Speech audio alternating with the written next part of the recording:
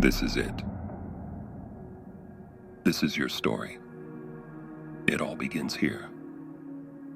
What I'm about to tell you may shatter your very foundations and ignite your fury. Stay with me, challenge your convictions, and listen closely. Our birthright, mind and soul, is with surgical precision stripped away from us generation by generation, and every reminder makes us curse our inaction.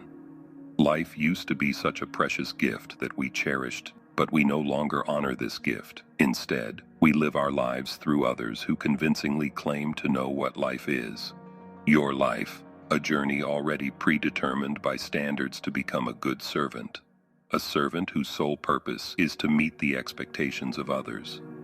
Our childhood dreams were really nothing but fairy tales and nonsense fantasy.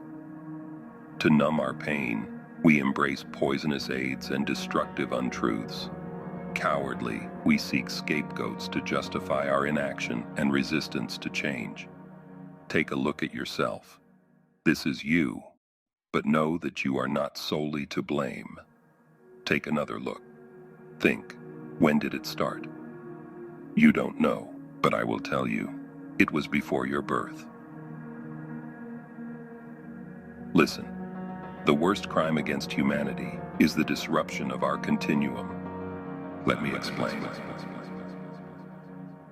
Thousands of years ago, families were large, multi-generational, and tightly knit. Children had substantial autonomy and were supported by the whole community, leading to well-rounded individuals. Marriages, often arranged with distant relatives or in-laws, kept property within the clan, enhancing its wealth, prestige, and power. Wealth, prestige, and power, you say? Around 600 AD, the Catholic Church began to aggressively undermine this system due to their obsession about incest, imposing strict marital regulations.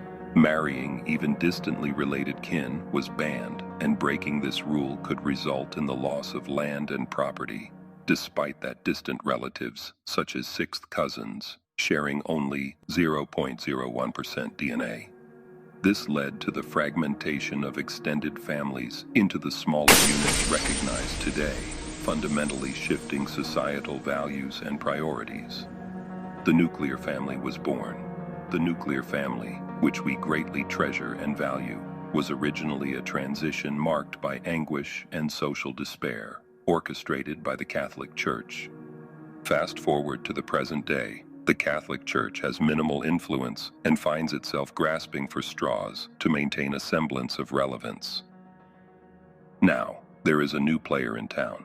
This entity benefits from continuing the Church's quest by further fragmenting families into smaller pieces, thereby consolidating more power and wealth. What better way to achieve this than by increasing the risk of postpartum depression, encouraging both parents and children to experiment with grotesque ideas, inventing hundreds of new subgenres for trauma and mental illnesses, and ensuring that every boomer and millennial is occupied with self-realization rather than spending time with their grandchildren. This results in creating a distance between generations so profound that they feel nothing but anger and despair towards each other. Children will learn that all relationships are expendable and will find new families as they desire, families that understand them better.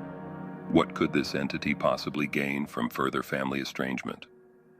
Well, there is a new economy, and your attention and well-being is a most valuable asset. Think about it. Social media platforms, modern games, etc., are engineered with the help of psychiatrists to ensure to keep you hooked, giving you a constant dopamine high, all this to steal your attention and pose you a very high risk of becoming a dysfunctional gadget and drug-consuming addict. You and your children are nothing but opportunity to them. As your and your children's health is declining, another man's pocket grows. It is time to cast aside false idols and great untruths. Do not misunderstand. There is a lot of good knowledge and opportunity to find on social media to positively impact your life, but you must control it. It should not control you. Use it with intent.